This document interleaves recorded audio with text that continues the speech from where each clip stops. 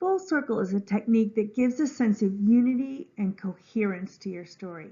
When done successfully, the reader feels like there's a solid and satisfying ending to your story. It works like this. You start the story with an image or object. It can be a sound, it can be anything. And then you return to that same image or object or whatever it was at the end. Maybe this time with a twist to show a change in the character's feelings about it. Let's see how that works in some published texts. We saw a version of this in Fear by Terry Truman. Although the story didn't open with the image of the ice cream, by the time we got to the inciting action where the story really started, Zoe was just getting a bowl of ice cream and sitting down on the couch. An older video is playing. As he lifts a soup spoon of ice cream toward his mouth, a big bite of Rocky Road, suddenly Zoe hears something. So that's the beginning of the actual conflict in the story.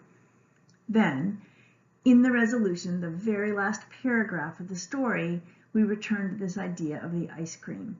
Zoe goes back to his ice cream. Walking back to the couch, he sits back down and glances at his bowl of ice cream. It hasn't even melted too badly yet.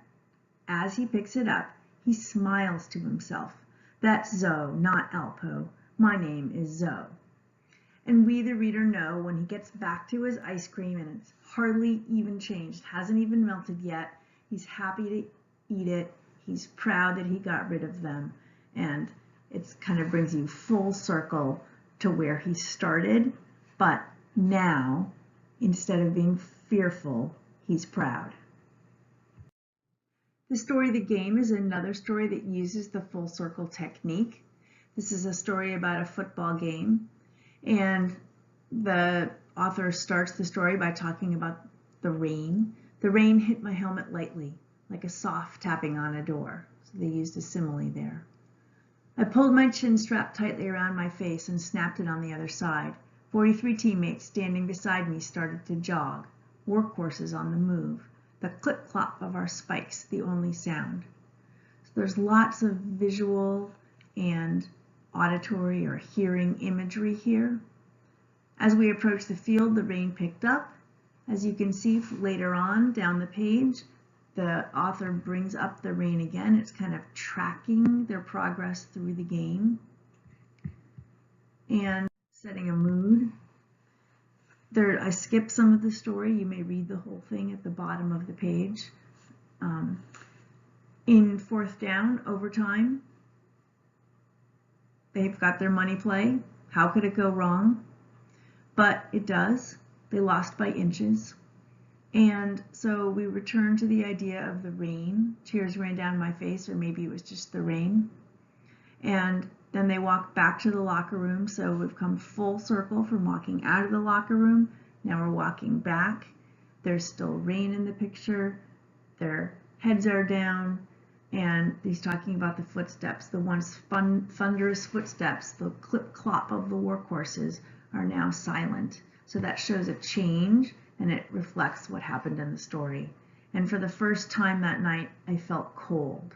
And you know he's wet and soaked through, but you also know that that feeling that he's talking about here, felt cold, has to do with like an emotional feeling as well as a physical feeling. Finally, let's look at The Camping Trip by Jay Darby. He starts it this way. We live in a sea of cement. Our recess yard is cement. We shoot hoops, play baseball, and trade cards on cement. No one is allowed to walk on the only green patch we have, the lawn in front of our apartment building. That's why my brother Will and I begged our mother to take us camping this summer when I was 9. Now the story, most of it is the camping trip, and as you can imagine, just about everything goes wrong, although there are some bright moments where they see stars and other wonderful things. But by the end of our trip, home looked terrific to me.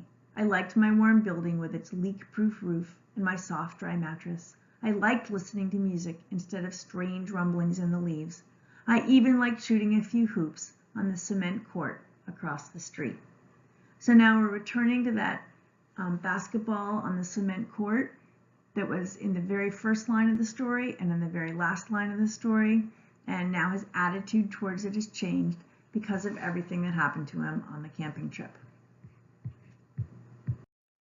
Full circle is a technique that gives a sense of unity and coherence to your story. When done successfully, the reader feels like there's a solid and satisfying ending to your story. It works like this. You start the story with an image or object. It can be a sound, it can be anything. And then you return to that same image or object or whatever it was at the end. Maybe this time with a twist to show a change in the character's feelings about it. Let's see how that works in some published texts.